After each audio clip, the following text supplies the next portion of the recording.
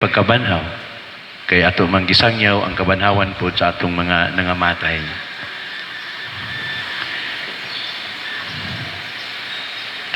Nakapamalandong mo nga panalitan walay langit. Nakahuna-una mo karon ka mo nga nanimba. Pastilag walay langit, no?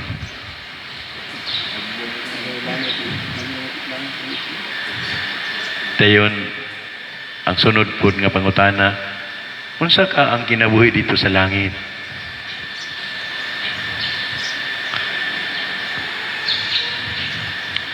Ang bago nga o ang scripture, ang New Testament naga paday ka nato nga ang langit is a place of an everlasting happiness. Doon naman tayo mga kalipay din sa mga sa kalibutan. Pero dili na siya malabuhan sa kalipay dito sa langit.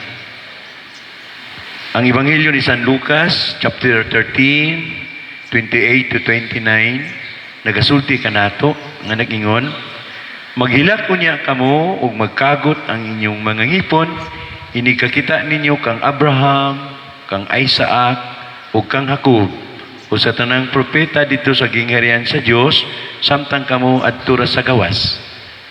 So kung doon ay langit, doon na po'y dili may langit. Daghang mga tao nga mga abot gikan sa sidlakan, sa kasadpan, gikan sa amihanan, o sa habagatan, mutambong sa kananan dito sa gingharian sa Dios. So gihulagway nga doon ay langit, kunya ang hulagway nini is a banquet, a wedding banquet, panagsalo sa kinabuhi. Revelation o pagpadayag, chapter 21, verse 4, nagasulti nga nato ang hulagway sa bagong langit o bagong yuta. Unsa man kini? Pahiran niya ang ilang luha kay wala na may kamatayon. Walay kasubo, walay paghilak o kasakit, kay nahanaw naman ang daang mga butang. So naghulagway kini sa kinabuhi diha sa uban sa Ginoo. Ang sunod na itong pangutana, unsa kaya itong dagway kung tuwan na ta sa langit? Did you ever dream or hunahuna nga kanang gisulod sa lungon, maupod ng hulagway tuwa sa langit? Sa tupa. Kung bata mamatay sa tupa, bata po na siya dito. Kung batanon po. Kung hamtong pod. Kung senior pod. Unsa kaya itong naong kung tuwata sa langit? Wala mo kahuna-hunaan, ha? Kung palitan pagkamatay ni mo, ga-make up ka, nag-make up ka po ka dito sa langit. So, say, make-upan man pod. Make-upan man pod sa make-upper. Make-upper ba na? Anong panahon sumatay? Uy, kagwapa kaysa namatay. Kaya gimik-upan man. Doon na ka po dito susama niya na. Unsa ka ang atong pamarog ug unsa ka ang hulagway sa atong pagkabanaw. Kini pangutana sama usab kini sa pangutana sa mga Saduseo nga wala mo ila og pagkabanaw.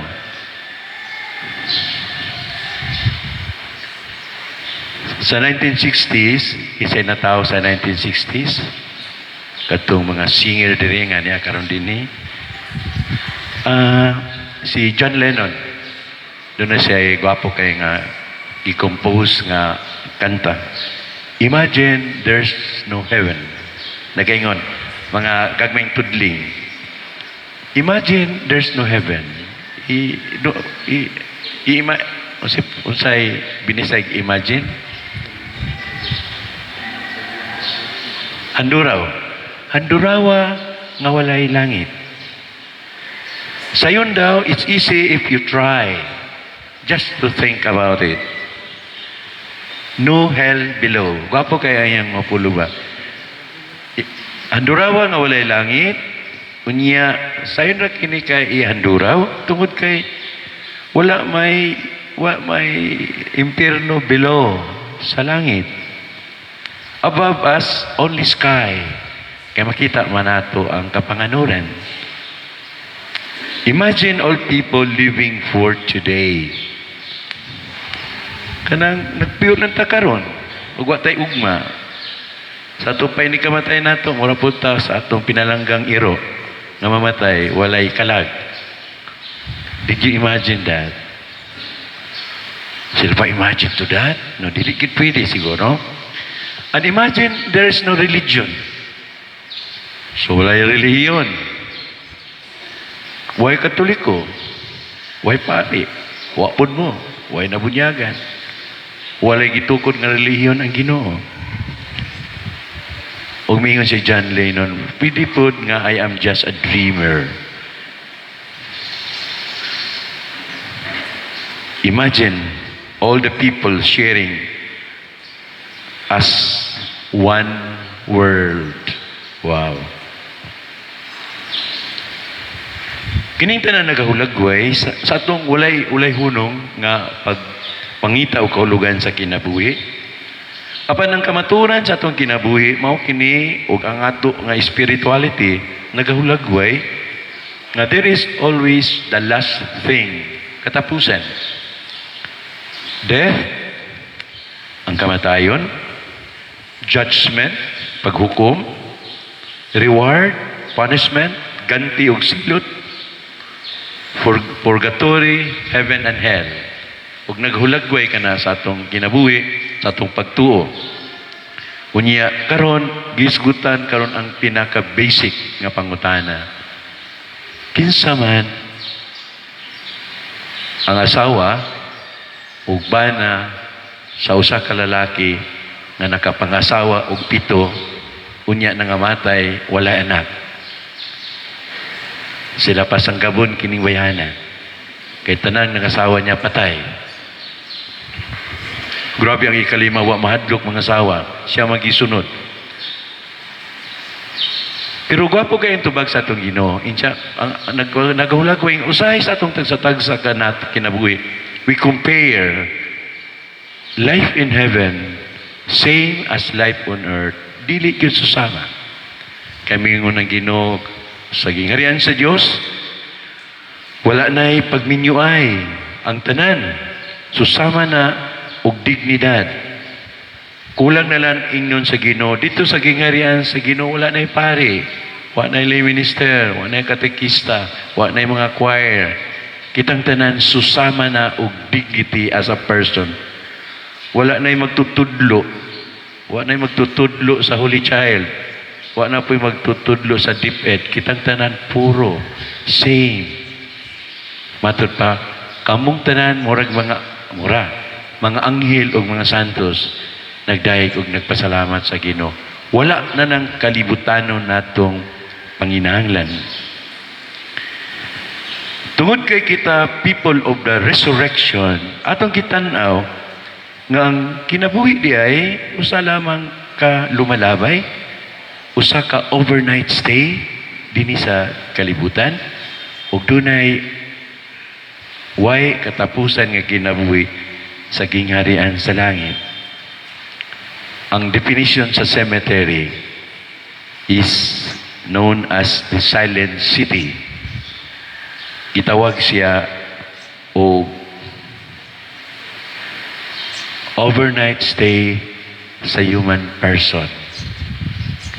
Overnight stay. Heaven is an everlasting life. Di lang ka overnight, way katapusan. Ang cemetery is gikan sa pulong Griego na nagahulagay og dormitory. Dorm. Sa tupa kanang atong mga diya sa cemeteryo, murag dormitory lang na sa mga lawas. Pero ang kalag misa ka ngadto sa langit. Ug kana nagahulagway nga dunay kaugalingon nato nga kinabuhi diya sa pagkabanaw. Ug siguro mao ning naghatag og kalainan sa tanan. Ug naghatag pud natong driving force nga mopuyo sa kinabuhi nga matarong tungod kay namay langit. Si Pope John Paul II, sa wala pa siya masantos, nagaingon siya, gibuntog na ni Kristo ang yawa nga mao ang gamot sa kadautan. Iyang giablihan ang mga mainulsulon o kasing-kasing sa dalan padulong sa amahan. Giablihan niya og dako ang ganghaan sa kalwasan para sa tanan. Aron kita musulod din maong ganghaan o musinati sa pagkabanhaw kinabuhing walay katapusan. Gitawag na itong eternal life. Mao nga balik ta sa kanta ni John Lennon, di na kinahanglan ta nga mohanduraw kay there is always heaven. Ang kamaturan sa kinabuhi mao nga we live now because there is hope for the future. Ug kana mao ang kahiusahan nato ngadto sa Ginoo. We become the new people, new person diya sa pagkabanhaw. Sa katapusan, kung wala pa buntuga sa atong manunubos, ang kamatayon, pinagi sa krus, o pinagi sa iyang pagkabanhaw, wala. Matod pa ni San Pablo, kung wala pa nabanhaw ang Ginoo, kawang ang among pagtuo, o kawang masawang atong giwali. The resurrection is the heart of our Christian life. Ang pagkabanhaw, ang kasing-kasing sa atong Kristohanon nga kinabuhi, ug tungod niini ang Ginoo miingon, sultihan ko kamo sa katapusan sa Ebanghelyo. Ang Diyos ni Abraham, ang Diyos ni Isaac, ang Diyos ni Jacob, kini nagpasabot nga siya mao ang Diyos sa mga buhi ug dili sa mga patay, kay alang kaniya ang tanan buhi diha uban sa Ginoo. Hinaot pa unta.